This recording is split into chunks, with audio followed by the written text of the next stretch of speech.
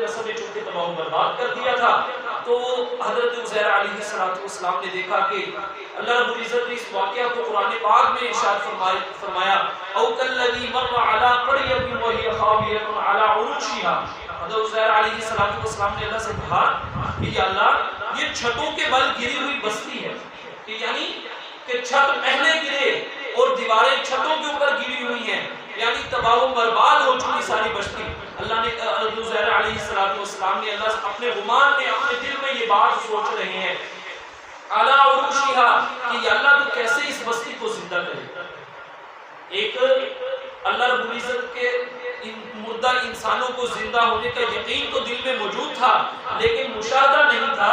اس لیے دل میں خیال آیا اور اللہ رب العزت سے کہا یا اللہ یہ بستی جو اپنے چھتوں کے بل گری ہوئی ہے تو اس کو کیسے زندہ کرے گا، اس بستی کو کیسے آباد کرے گا، اس کے رہنے والوں کو کیسے زندہ کرے گا۔ تو اللہ رب العزت نے عزیر علیہ السلام نے بھوک لگی ہوئی تھی تو اپنا ساتھ ان کا توشہ بھی تھا، جس توشے کے اندر کچھ روٹیاں تھیں، کچھ خشک روٹیاں تھیں، ان خشک روٹیوں کو انہوں نے پیالے کے اندر ڈالا اور کچھ انگور تھے، ان انگوروں کو نچوڑ کر پیالے کے اندر ڈال دیا تاکہ انگور کے شیرے کے اندر روٹیوں کے بھگونے کی وجہ سے روٹیاں نرم ہو جائیں۔ یہ حضرت عزیر علیہ السلام کے پاس کھانا تھا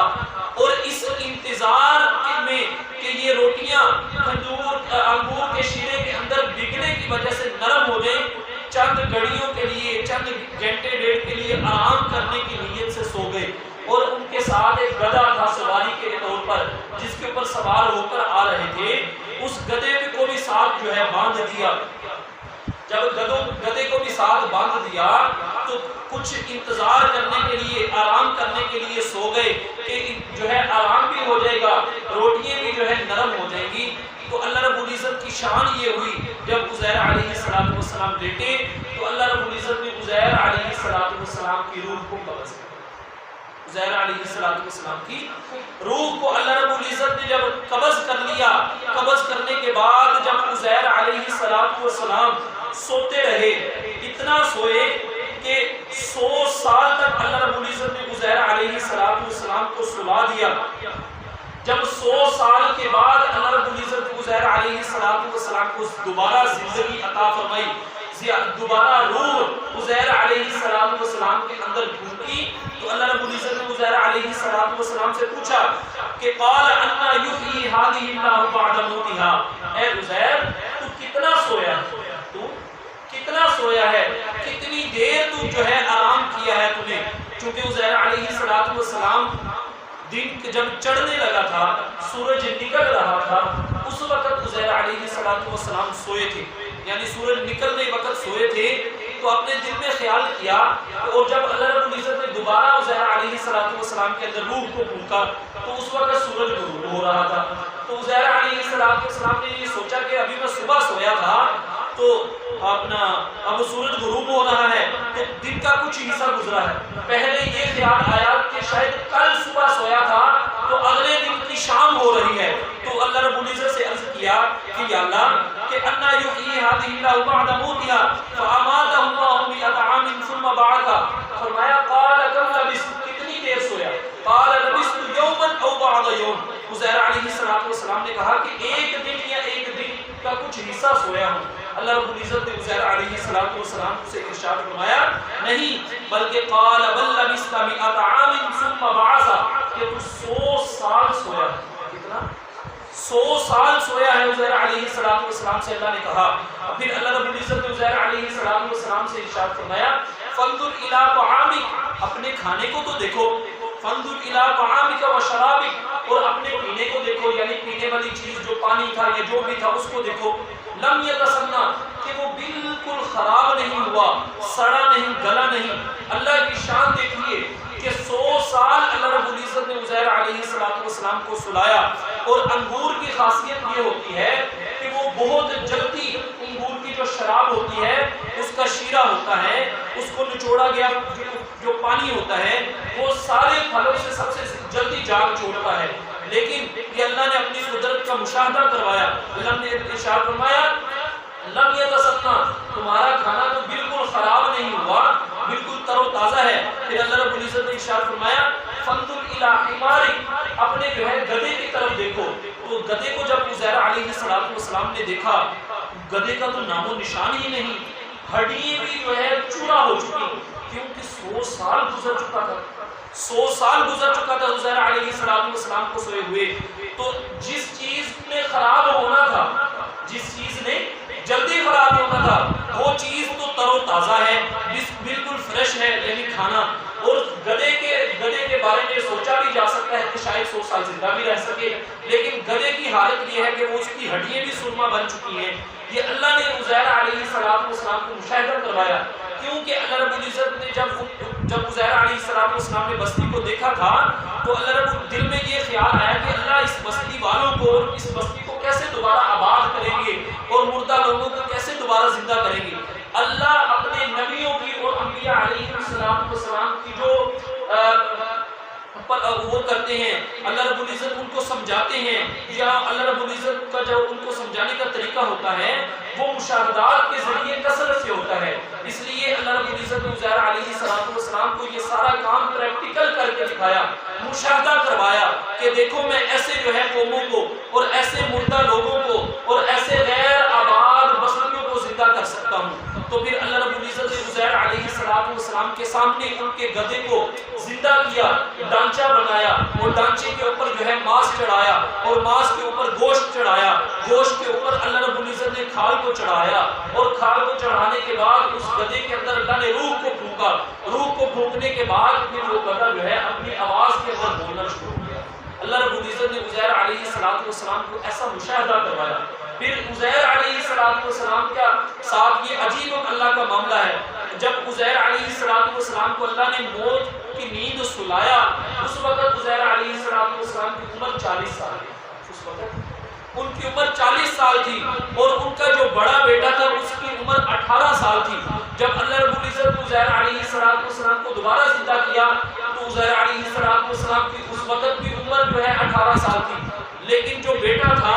اس کی عمر عزیر علیہ السلام کی اس وقت عمر بھی جب سلایا اس وقت بھی 40 سال، جب اٹھایا اس وقت بھی 40 سال، بیٹے کی جب سلایا تھا اس وقت 18 سال، جب اٹھایا تو 118 سال بیٹے کی عمر ہو چکی تھی، یعنی باپ سے کئی گنا بڑا، اور پوتے بھی جو ہے بوڑھے ہو چکے تھے۔ حضرت عزیر علیہ السلام کی والدہ کی بھی بہت لمبی عمر ہو چکی تھی، لیکن ہے اس وقت حیات تھی۔ جب عزیر علیہ السلام کو یہ سارا منظر دکھایا تو عزیر علیہ السلام اپنی بستی کی طرف چلنے لگے، اپنے گاؤں کی طرف، اپنے گھر کی طرف چلنے لگے۔ جب جا کر دیکھا کسی انسان کو، کسی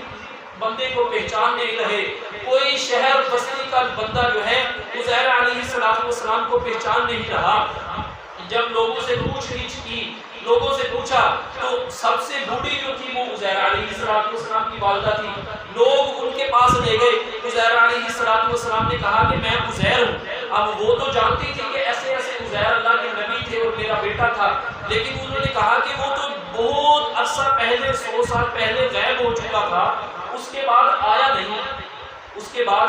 ہمیں دکھا نہیں، آیا نہیں، کہ تو کیسے دعویٰ کر سکتا ہے کہ میں عزیر ہوں، حالانکہ تو جوان بھی ہے، حالانکہ تو جوان بھی ہے۔ تو جب بخت نصر نے بنی اسرائیل کے اوپر حملہ کیا تھا تو مسلمانوں کو بھی تباہ و برباد کر دیا تھا۔ اس وقت مسلمانوں کے پاس تورات اللہ کی بھیجی ہوئی کتاب تھی، اس تورات کتاب کے جتنے حافظ اور عالم تھے سب کو جو ہے شہید کر دیا تھا، اور جو ہے صحیفے جو تھے، یعنی صفوں کے اعتبار سے جو کتاب بنی ہوئی تھی تورات، اس تورات کو بھی جو ہے بخت نصر نے بالکل جو ہے شہید کروا دیا، یہ جلا دیا۔ یعنی جیسے بھی ہوا کہ بخت نصر نے اس وقت کی آسمانی کتاب کو جو بھی ختم کر دیا، تو ان کی اماں کو یہ پتا تھا کہ عزیر کو زبانی تورات یاد ہے۔ جب سارے لوگ شہر اور بستی کے جمع ہو گئے تو وہ کہنے لگی بوڑھی اماں کہ اگر تو واقعی ہی عزیر ہے تو عزیر کو تو تورات پوری زبانی یاد تھی، تو ہمیں تورات تو سنا دے۔ چونکہ ہمارے اندر تورات کا کوئی حافظ نہیں رہا، تورات کا جو صحیفہ تھا اس کو بھی بخت نصر نے ختم کر دیا، اگر تجھے تو واقعی ہی عزیر ہے تو تورات ہمیں سنا کر دکھا۔ تو عزیر علیہ السلام نے اس وقت شروع سے تورات کو جو ہے زبانی پڑھنا شروع کیا، آخر تک پوری تورات کو زبانی سنا۔ تو میرے محترم بھائیوں اور دوستوں، یہ اللہ رب العزت پہلی قوموں کے ذریعے اور پہلے نبیوں کے اور انبیاء علیہ السلام کے سارے واقعات قرآن پاک، اب یہ اس واقعے کو اللہ رب العزت نے تیسرے پارے کے سورۃ بقرہ کے اندر 30ویں پارے کے دوسرے صفحے کے اوپر اللہ رب العزت نے اس واقعہ کو ذکر کیا۔ اب اس واقعہ کو امت محمدیہ کی عظیم کتاب قرآن پاک کے اندر ذکر کرنے کا مقصد کیا ہے؟ وہ یہ کہ لوگ جو امت محمدیہ کے آج بھی ہمارے اور بہت سے لوگوں کے دلوں کے اندر یہ اشکال پیدا ہوتے ہیں، یار جب علماء حضرات سے سنتے رہتے ہیں کہ قبر کے اندر عذاب بھی ہوتا ہے، قبر کے اندر منکر نکیر بھی آتے ہیں، قبر کے اندر سوالات بھی ہوتے ہیں، قبر کے اندر جو ہے نیک بندے کی قبر کے اندر جنت کی کھڑکیاں بھی کھلتی ہیں، ہوائیں بھی ہوتی ہیں، اللہ کی رحمت بھی آتی ہے، لیکن جو ہے مشاہدہ یہ ہوتا ہے کئی دفعہ جو گورکن ہوتے ہیں قبر کو کھولتے ہیں، قبر کے اندر سے نکلتے ہیں۔ تو اس صورتحال کے مد نظر انسانوں کے دلوں اور ذہنوں کے اندر یہ اشکال پیدا ہوتے ہیں کہ کیسے جو ہے قبر کے اندر عذاب ہوتا ہے، یا کیسے جنت کی کھڑکیاں کھلتی ہیں، منکر نکیر کے سوالات کیسے ہوتے ہیں، اور حدیث مبارکہ کی روح کے اعتبار سے حضرت محمد مصطفیٰ صلی اللہ علیہ وسلم کی تشبیہ دکھائی جاتی ہے۔ تو بندہ یہ سوچتا ہے کہ جب ہڈیاں انسان ہو جاتا ہے اور انسان کا ماس اور جو ہے سارا جسم گل سڑ جاتا ہے، کیڑوں کی خوراک کی نظر ہو جاتا ہے، تو پھر جو ہے کیسے اللہ رب العزت سوالات کرتے ہیں، کیسے جوابات ہوتے ہیں، کیسے جو ہے سارے معاملات ہوتے ہیں۔ تو ان واقعات کو اللہ رب العزت، چونکہ مسلمان قرآن پاک کو سب سے عظیم اور سچی اور پکی کتاب اپنے لیے مانتے ہیں، تو اسی لیے اللہ رب العزت نے دوسری کتابوں اور اپنے اولیاء اکرام کے ذریعے اس بات کو جو ہے امت محمدیہ تک نہیں پہنچایا، بلکہ اپنی عظیم کتاب جو لے کے آنے والے حضرت جبرائیل علیہ السلام اور جس ہستی پر اتری وہ ہستی دونوں جہانوں کی سردار، یعنی پکے ذریعے سے اللہ رب العزت نے قرآن پاک کے ذریعے اس واقعہ کو ذکر کیا، تاکہ مسلمانوں کے ذہنوں کے اندر یہ جو اشکالات ہوتے ہیں